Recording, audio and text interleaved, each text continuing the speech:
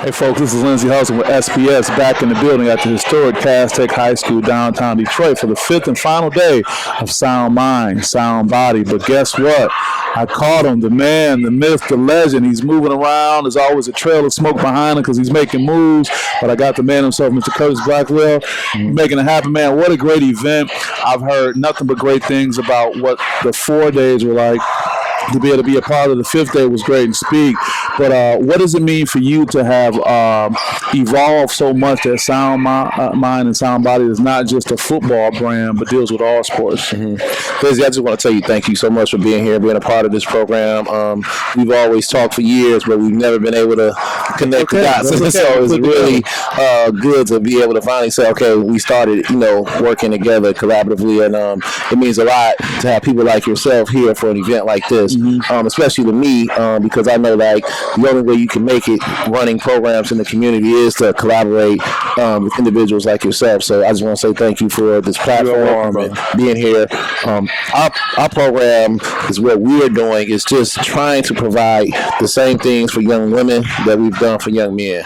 And the Detroit Public School Community District has went above and beyond to allow us our first opportunity to really have full access to, like you said, the historic Cass Tech High School, where they said, hey, the youth in the community have all access to all the facilities throughout the entire summer. And so this particular week is basketball week for women, but it's a once-in-a-lifetime opportunity for me to be able to serve the young people that I am just like when I was growing up. I'm these young people. I'm not a young lady, but I'm a Detroit Public School grad. I was looking for opportunities, outlets, and to remove the barriers, no cost, no transportation, trying to go further out beyond the limits of the city, and then bringing the college coaches to the kids, and then giving them more than just an athletic camp, but giving them a psychologist, giving them a recruiting presentation, having former college and WNBA players talking to them is something that we've never been able to do. And so we're just excited that when you look out on that court, not only do you see young ladies, not only do you see the college coaches, but it's 7 PSL high school coaches out there on that court. And that's really what it's all about. It's all about us working together to try to figure things out for our young people. I get that, and so well said as far as what you've done. Can you talk a little bit about what people don't get, the behind the scene part, that is not just that easy just to bring something together, and kind of talk about the tireless work you've continued to be able to do to help serve our young people, whether it's in football, whether it's in basketball, and just the unsung hero aspect to your life and your lifestyle right now. I mean, my biggest thing is I always wanted to do something that never felt like work. This is my passion, and I always wanted to, provide opportunities for young people to go to the next level. When we started Sound Mind, Sound Body, it was more or less me graduating from from high school at Detroit King High School, and realizing that the top players from King and the rest of the city did not go to college. Wow. I went to Hampton University. I was fortunate. I had 5 scholarship offers. I went to Baylor, got a master's degree. I worked at the NCAA. But one thing I realized is that the best of the rest were left in the mess. And so what we were trying to do was find something that focused on all the other things. And a lot of young people, they say, Sound Mind, Sound Body, that's the camp where you got to go sit in the auditorium for 2 hours. And so kids would try to skirt the programming that we provide, because they would say, I'll just come an hour late, and then that way I can miss the presentation. But the whole emphasis behind it was, in order to go to the next level, you need, that information. You need that support. You need that understanding of what it takes to be a student in the classroom. You need to know what the recruiting process is like.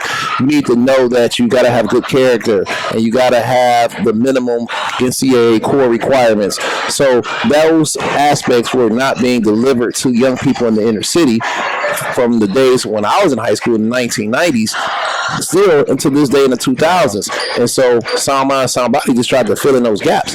It was by accident that it became recruiting and things of that sort, because I was always looking for different messengers to help sing, the message that the kids need to receive. And so as I was reaching out, Chris Singletary, who was at Michigan at the time from Detroit, played at St. Martin de Porres, and Leonard Haynes, who's the head coach now, but he was an assistant coach at Northwood at the time, they came and helped do an academic presentation, and they was like, man, you got talent in this room. I'm gonna try to get the rest of my coaches to come down, because when you look at the name, it's Sound Mind, Sound Body. This was never intended to be anything related to recruiting, and so people have that misconception. If I was really trying to, create a recruiting program, it would not be called Sound Mind, Sound Body. Sure. I mean, but I think it's a credit to you, because people are saying, "Oh yeah, he was gonna make this a recruiting thing." It's like, no, it didn't happen like that. When you talk about a brand, and as entrepreneurs, I mean, to have a brand that if you can just say Sound Mind, Sound Body, 4 words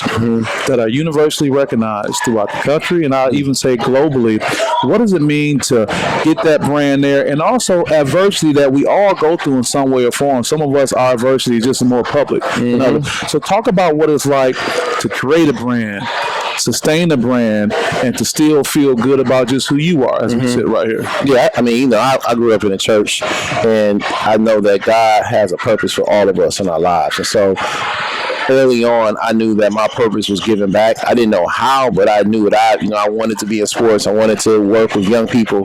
Sound Mind, Sound Body sort of evolved, and God planted something within my soul, that was like a fire that never stopped burning. Even when I went to Michigan State, I knew man, I got an opportunity to work at Michigan State, but Sound Mind, Sound Body was still deep in my heart and my belly, because most individuals will say, all right, I made it to this level, let me completely let go and now focus on this, because that would have been like a stepstone for them to make it to the college level. But for me, I was there, and it really was an opportunity for me to learn more about what it is that I needed to do to be a better servant to the young people that I'm working with in the community right now, the good and the bad.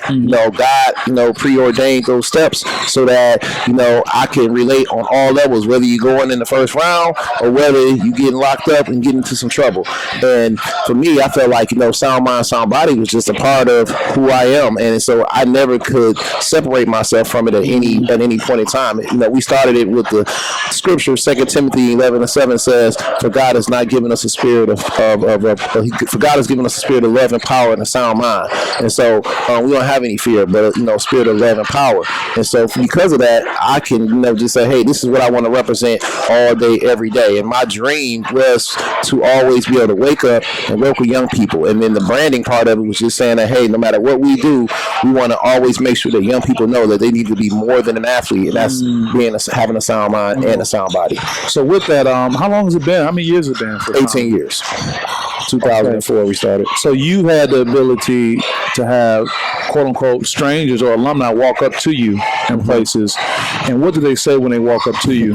Man, you know what it is? Honestly, the best feeling in the world, I say, is I'm on grass shit right off of Mac, pumping gas at 10 o'clock at night, and the kid is walking down the street, and you looking like, oh man, get the strap. Right. Say, Coach Blackwell, Sound Mind, Sound Body. And I'm like, wow, that's like a fulfillment, because I know if I don't work with this young man, he might be the guy I see on the block.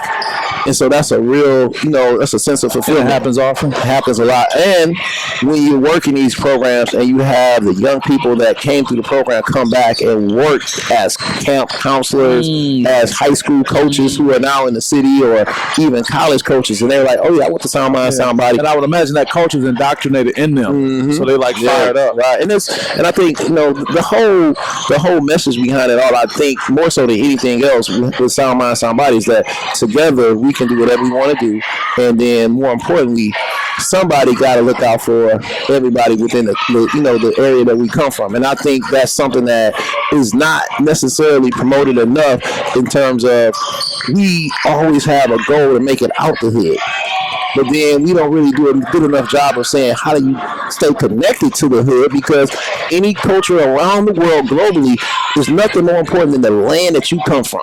Like, that's my block, that's my hood. I need to make sure that they always have flowers, they always have homes, that the kids always have running water, and that the schools are always up and running and efficient. You don't want to go back to your home and see it desolate. And so this is what it's all about within getting the young people involved and seeing them grow and evolve, but to say, hey, keep coming back, because there's only so much I can do for so long, because I need somebody else to take this baton and take it to the next level. And I